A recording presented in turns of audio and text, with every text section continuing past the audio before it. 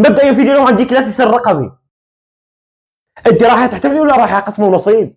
انت مخرطه هون جاي لنا نحتفل بازاله الظلم عن سوريا، ما جاي للطعن. ظاهر القلب. صح، انا بفكر مقصف المدرسه في نسوان بس بطلع معي الشغلات تبعية المثقفين. انت اول ما تطلع عليها تفكر محجبه ولا تشماغ؟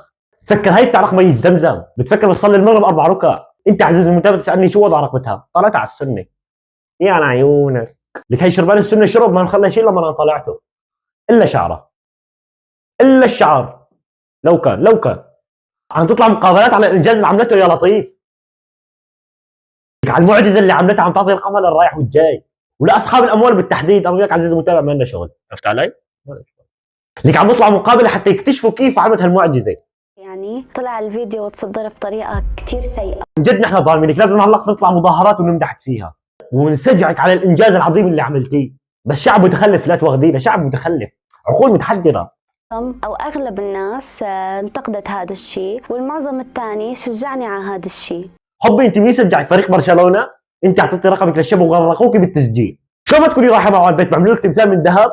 انت الواحد يسترجع يسهر بندق لحتى ياخذ منك دروس تعرف. ظاهر القلب. اذا بتبلع المصحف ما راح نصدقك انه حدا مدحك، غير جماعه قسم ونصيب، هدول بمدحوك، هدول بمدحوك شيء مخل الادب والعياذ بالله.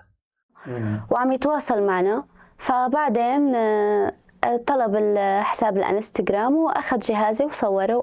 عن جد نحن ظلمناك، مبان اخذ رقمي طلع اخذ حساب الانستغرام، عن جد انه نحن اوبت او باش، مبان اعطيته رقمها بس طلع اعطيته الانستا. تعلم من هذا الدرس، لا تلوموا حدا اذا ما تاكدت. عن جد ندين لك باعتذار على هذا الرد، لازم تفوتي بدفتر العائله تبعي غياب وحضور. بكره حدا يسالك ليش هيك عملتي يا قريبتي الترى، تقولي انا ما اعطيته الرقمي، اعطيته حساب الانستغرام وبس. عديد من منبهروا من كميه الشرف اللي عندك. اخوي محمود بمني لكم باعتذار انه ما حضر معي هذا الفيديو لانه شوي تعبان وعندي شويه شغل، بس بدي اوصل له رساله عن بعد. ايه حكيني وانا بوصل الرساله.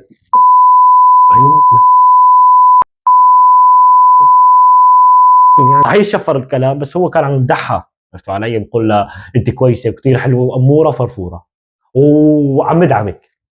ايه عم بدعمك. تعجبكم الفيديو اخوي محمود حطوا لايك واشتركوا بالقناه اخوي محمود، واستنونا في فيديو جديد والسلام عليكم عنك.